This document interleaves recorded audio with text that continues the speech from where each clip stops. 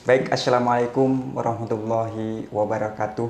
Kembali lagi bersama saya Irwan Hidayat di channel Rumah Institut Inspiratif Mencerdaskan. Alhamdulillah pada pagi hari ini eh, seperti biasanya kita membahas isu-isu terkini yang tentunya sangat strategis. Apalagi hari ini kita mengakar dari bawah untuk nasional. Tentunya tidak kalah menarik kita berbicara tentang pariwisata. Nah, pada kesempatan pagi hari ini kebetulan saya bersama pakarnya yang di situ sering membantu dan menggagas hal-hal yang sifatnya kreatif, yaitu tentang pariwisata desa. Nah, tentunya saya bersama Mas Ali Hasan Munim. Kebetulan beliau adalah ketua oh, Keren. ketua keren. Nah, ini ketua Kelompok keren. Ketua kelompok penggerak ekonomi kreatif nasional. Beliau pariwisata adalah nasional. ketuanya, ketua keren. Nah, jadi kita tak kenal maka tak sayang tentunya. Hari ini saya pribadi juga baru mengetahui tentang keren ini, bahasa keren ini, dari tentang ekonomi kreatif itu sendiri. Mungkin saya perkenalkan terlebih dahulu. Assalamualaikum Mas. Waalaikumsalam. Waalaikumsalam. Apa kabar Mas? Baik. Alhamdulillah. Nah, tentunya Mas, kita bincang-bincang santai.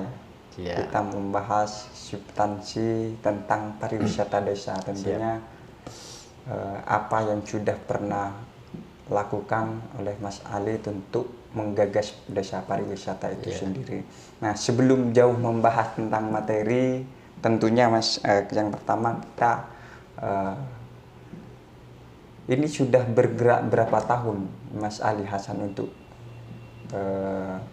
menjadi ketua keren ini? Sudah hampir 1,5 tahun lah ya. 1 tahun ya? Iya. Nah, sudah 1 tahun. Tentunya apa yang sudah dilakukan untuk pariwisata, Mas? Banyak sekali.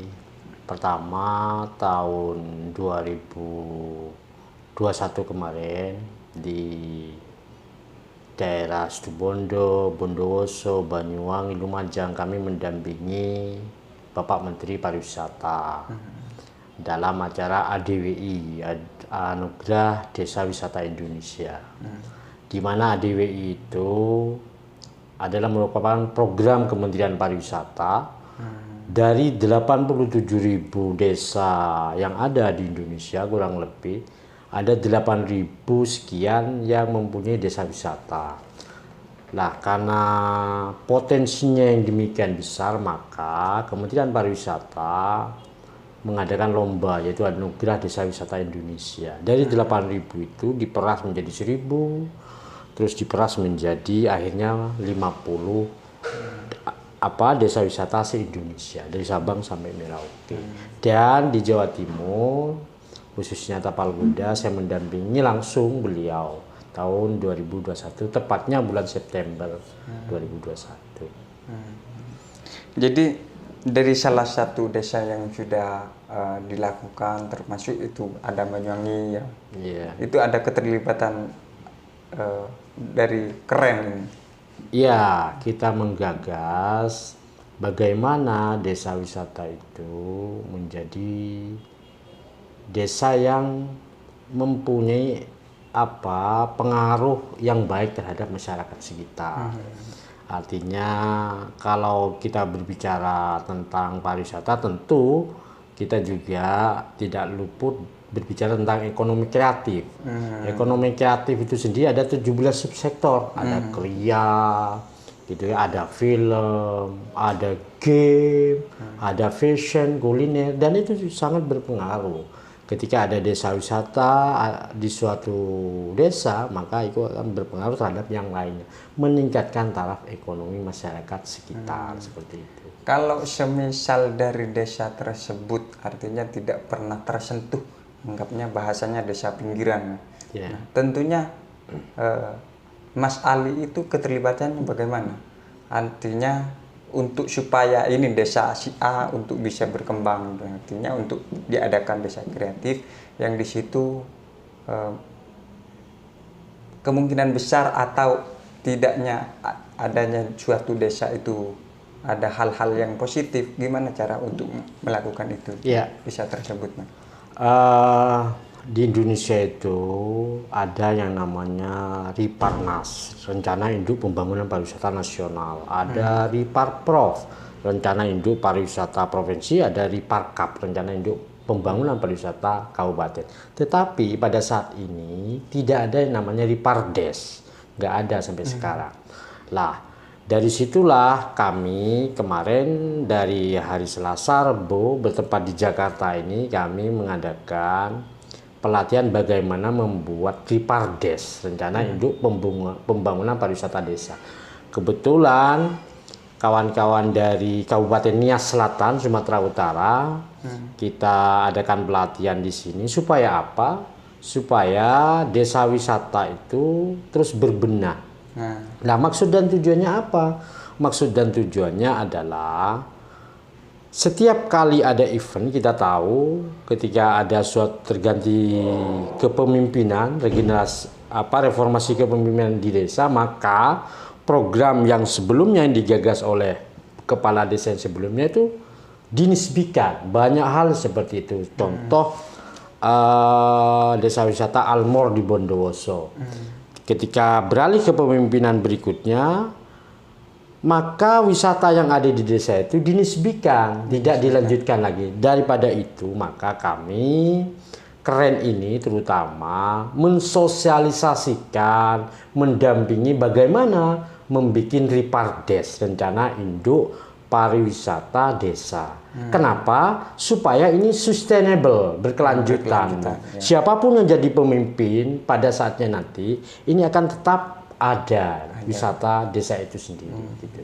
Luar biasa ini. Tentunya kan hal tersebut itu terus berkelanjutan, sustainable ketika berbicara tentang apalagi ini yang menumbuhkan sebuah kemajuan ekonomi, terutama di tingkat desa, apalagi tentang kreativitas yang sudah ada di dalam desa itu sendiri seperti wisata. Ini tentunya setiap kepemimpinan tentunya harus terus dilakukan, entah kepemimpinan si A, B, Z itu terus nantinya tidak sepaham. Tapi ketika berbicara desa ini berbicara tentang ekonomi, sebuah kemajuan desa tersebut. Mungkin yang terakhir, Mas, yang terakhir solusi, Mas, solusi dan harapan ketika berbicara tentang desa kreatif ini. Solusi dan harapan adalah kita tahu bahwa desa akan menjadi desa wisata itu ada 3. Dia akan menjadi wisata desa itu desa apa? Pertama desa wisata budaya, desa wisata alam, atau desa wisata buatan. Nah, kita melihat potensi dari desa masing-masing. Kalau kawan-kawan di desa ingin agar misalkan desanya menjadi desa wisata, ada beberapa tahapan. Jadi ada yang desa buatan, desa alam maupun budaya. Nah, kita lihat lokal wisdomnya, kearifan lokalnya itu mau dijadikan seperti apa desa itu. Kayak kami kemarin di Nias Selatan, itu desa budaya, di situ ada ada lompat batu di sana, budaya lompat batu. Dan kita tahu bahwa batunya itu juga batu megalitikum dari zaman sebelum Masehi sudah ada di situ. Nah, itu kita lestarikan, itu kita jadikan desa budaya seperti itu. Budaya itu. Tentunya itu yang terakhir. Dan ini adalah dari yang terakhir untuk yang terakhir, Mas. Ya, tadi kan yang terakhir. Ya. Nah, sekarang dari yang terakhir untuk yang terakhir. Closing statement dari Mas Ali untuk masyarakat umum. Ya. Closing statement saya adalah ketika kita terpuruk pada persoalan COVID-19 kemarin, maka bangsa ini harus segera dibangkitkan. Dengan cara apa? Dengan cara menumbuhkan kreativitas masing-masing desa. Salah satunya adalah desa wisata gitu kan.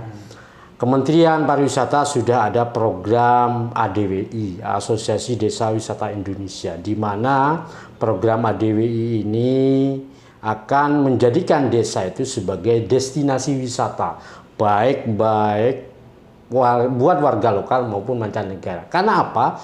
Karena sekarang ada perilaku dari para wisatawan itu beralih ke nature, ke alam gitu loh ya. Jadi kawan-kawan yang di desa sekarang lagi berbenah bagaimana perilaku wisatawan lokal maupun mancanegara itu kembali ke desa wisata.